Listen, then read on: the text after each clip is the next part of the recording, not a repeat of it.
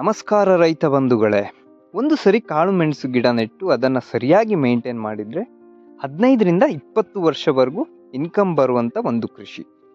ಆದರೆ ಸರಿಯಾದ ಮಾಹಿತಿ ಇಲ್ಲ ಅಂದರೆ ಸೇಮ್ ಇದೇ ಕಾಳು ಮೆಣಸು ಕ್ರಾಪಲ್ಲಿ ಲಾಸ್ ಕೂಡ ಆಗ್ಬೋದು. ಇವತ್ತು ನಾನು ನಿಮಗೆ ಕಾಳು ಮೆಣಸು ಕೃಷಿಯ ಒಂದು ಸಂಪೂರ್ಣ ಮಾಹಿತಿ, ಅದರ ಜೊತೆ ಫುಲ್ ಗೈಡ್ನ ಕೊಡ್ತೇನೆ. ಬಿಗಿನರ್ಸಿಂದ ಎಕ್ಸ್ಪರ್ಟ್ವರೆಗೂ ಯೂಸ್ಫುಲ್ ಆಗುವ ಕೆಲವೊಂದು ವಿಷಯವನ್ನು ನಿಮಗೆ ಇಲ್ಲಿ ಎಕ್ಸ್ಪ್ಲೈನ್ ಮಾಡ್ತೇನೆ. ಅದಕ್ಕಿಂತ ಮುಂಚೆ ಇನ್ನು ನನ್ನ ಚಾನಲ್ ನಿರುತ್ತರವನ್ನು ಯಾರೆಲ್ಲ ಸಬ್ಸ್ಕ್ರೈಬ್ ಮಾಡಿಕೊಳ್ಳಿಲ್ಲ ದಯವಿಟ್ಟು ಮಾಡಿಕೊಳ್ಳಿ ಅಂತ ಹೇಳ್ತಾ ವಿಡಿಯೋವನ್ನು ಶುರು ಮಾಡೋಣ. ಕಾಳು ಮೆಣಸು ಕೃಷಿ, ಇದರ ಬಗ್ಗೆ ನಿಮಗೆ ಹೆಚ್ಚಿನವರಿಗೆ ತುಂಬ ಮಾಹಿತಿ ಇರ್ಬೋದು. ಆದರೆ ಯಾರಿಗೆಲ್ಲ ಇನ್ನು ಇದರ ಬಗ್ಗೆ ಒಂದು ಸರಿಯಾದ ಮಾಹಿತಿ ಗೊತ್ತಿಲ್ಲ ಅವರಿಗಾಗಿ ಇದೊಂದು ವಿಡಿಯೋವನ್ನು ಮಾಡಿದ್ದೇನೆ.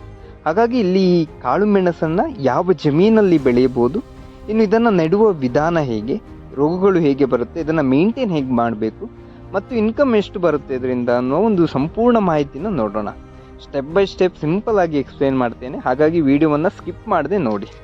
ಸೊ ಎಲ್ಲಕ್ಕಿಂತ ಮುಂಚೆ ಕಾಳು ಮೆಣಸು ಅಂದರೆ ಏನು? ಕಾಳು ಮೆಣಸು ಒಂದು ಹತ್ತುವ ಬೆಳೆ, ಅಂದರೆ ಇದಕ್ಕೆ ಕ್ಲೈಂಬರ್ ಕ್ರಾಪ್ ಅಂತ ಕರೀತಾರೆ. ಯಾಕಂದರೆ ಇದು ತನ್ನನ್ನು ತಾನೇ ನಿಲ್ಲುವಂಥ ಒಂದು ಬೆಳೆ ಅಲ್ಲ, ಇದಕ್ಕೆ ಸಪೋರ್ಟ್ ಬೇಕಾಗ್ತದೆ. ಅದಕ್ಕೆ ಯೂಶ್ವಲ್ ಆಗಿ ರೈತರು ಏನು ಮಾಡ್ತಾರೆ ಅಂದರೆ ಅಡಿಕೆ ಮರ ಅಥವಾ ತೆಂಗಿನ ಮರ, ಇಲ್ದಿದ್ರೆ ಸಿಲ್ವರ್ ಓಕ್, ಇವುಗಳ ಮೇಲೆ ಹತ್ತಿಸಿ ಇದನ್ನು ಬೆಳೆಸ್ತಾರೆ.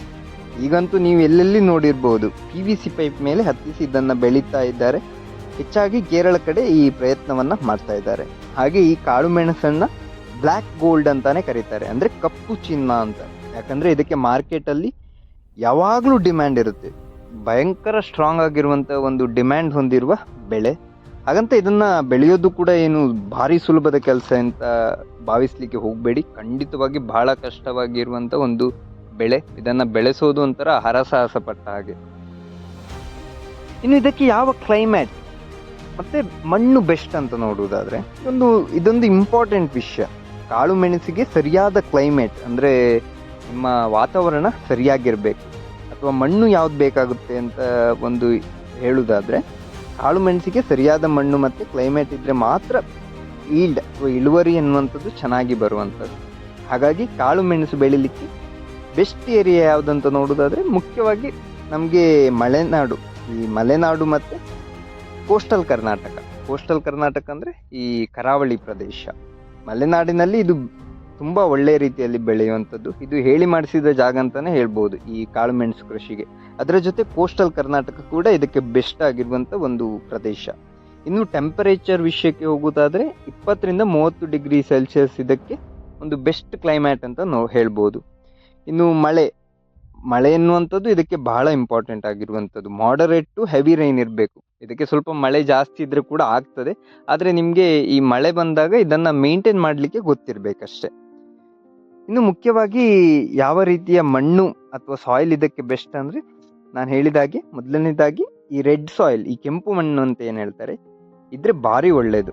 ಅದರ ಜೊತೆ ಲ್ಯಾಟ್ರೈಟ್ ಸಾಯಿಲ್, ಈ ಕರಾವಳಿ ಪ್ರದೇಶದಲ್ಲಿರುವಂಥದ್ದು ಈ ಲ್ಯಾಟ್ರೈಟ್ ಮಣ್ಣು, ಈ ಮಣ್ಣು ಕೂಡ ಇದಕ್ಕೆ ಬೆಸ್ಟ್ ಆಗಿರುವಂಥದ್ದು. ಹಾಗೆಯೇ ಸಾಯಿಲ್ ಸ್ವಲ್ಪ ಲೂಸ್ ಆಗಿರ್ಬೇಕು, ಅಂದರೆ ಮಣ್ಣು ಸ್ವಲ್ಪ ಲೂಸ್ ಆಗಿದ್ರೆ ಇದಕ್ಕೆ ಸುಟೇಬಲ್ ಅಂತ ಹೇಳ್ಬೋದು. ಇನ್ನೊಂದು ಮುಖ್ಯ ವಿಷಯ ಅಂದರೆ ವಾಟರ್ ಡ್ರೈನೇಜ್ ಅಥವಾ ನೀರಿನ ಒಂದು ಡ್ರೈನೇಜ್ ವ್ಯವಸ್ಥೆ ತುಂಬ ಇಂಪಾರ್ಟೆಂಟ್ ಆಗಿರುವಂಥದ್ದು.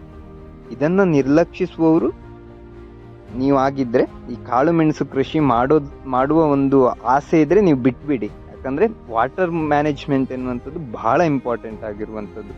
ಒಂದು ಸರಿ ಇದರ ಬುಡದ ಹತ್ರ ನೀರು ನಿಂತರೆ ರೂಟ್ ರಾಟ್ ಅಂದರೆ ಬೇರುಕೊಳೆ ಬಂದು ಗಿಡ ಸತ್ತೋಗುತ್ತೆ. ಹಾಗಾಗಿ ಮಳೆಗಾಲದ ಸಂದರ್ಭದಲ್ಲಿ ಇದರ ಬುಡದ ಹತ್ರ ನೀರು ನಿಲ್ಲದ ಹಾಗೆ ಜಾಗ್ರತೆ ವಹಿಸುವುದು ನಿಮ್ಮೆಲ್ಲರ ಕರ್ತವ್ಯ.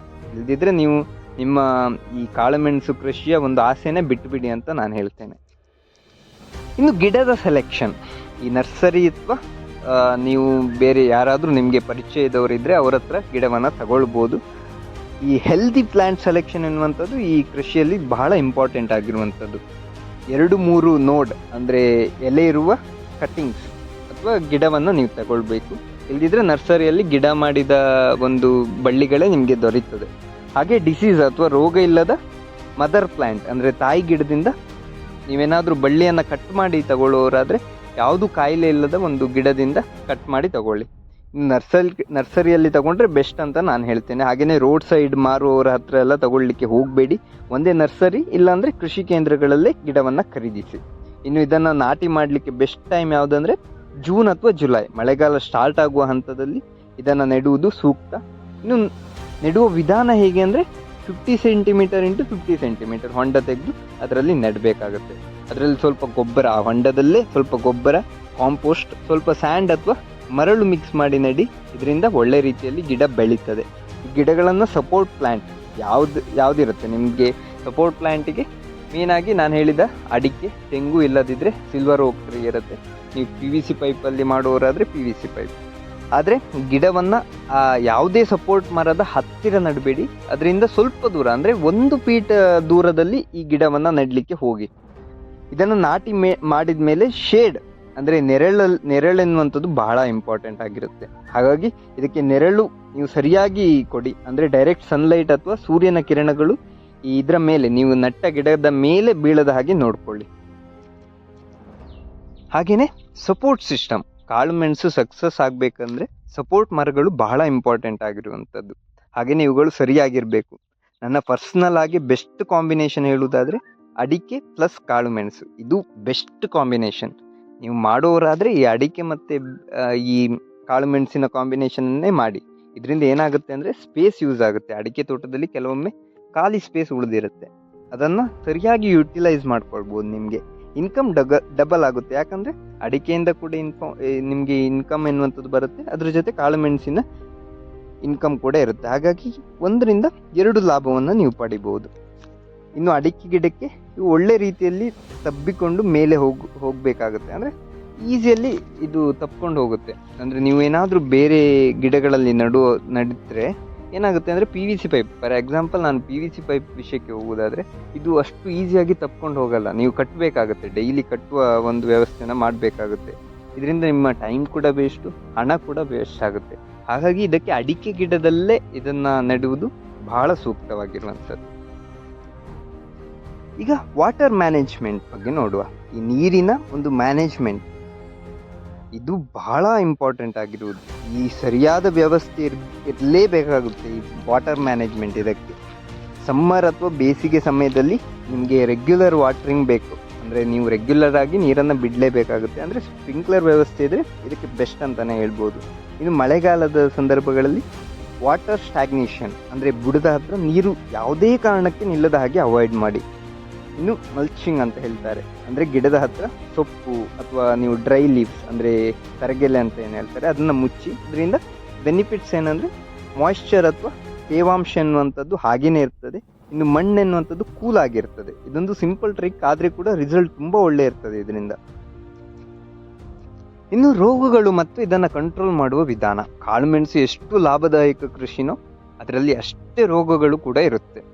ಮೇನ್ ಪ್ರಾಬ್ಲಮ್ ಅಂದರೆ ಕಾಮನ್ ರೋಗಗಳು ಇದಕ್ಕೆ ಯಾವುದೆಲ್ಲ ಬರ್ತದೆ ಅಂದರೆ ಕ್ವಿಕ್ ವಿಲ್ಟ್, ಫೂಟ್ ರಾಟ್ ಅಂದರೆ ಬೇರು ಕೊಳೆ ಆಗೋದು, ಇನ್ನೊಂದು ಲೀಪ್ ರಾಟ್ ಅಂದರೆ ಎಲೆಗಳು ಕೊಳೆಯೋದು ಅಥವಾ ಹಣ್ಣಾಗೋದು. ಇವೆಲ್ಲ ಕಾಮನ್ ಆಗಿರುವಂಥ ಒಂದು ಕಾಯಿಲೆಗಳು.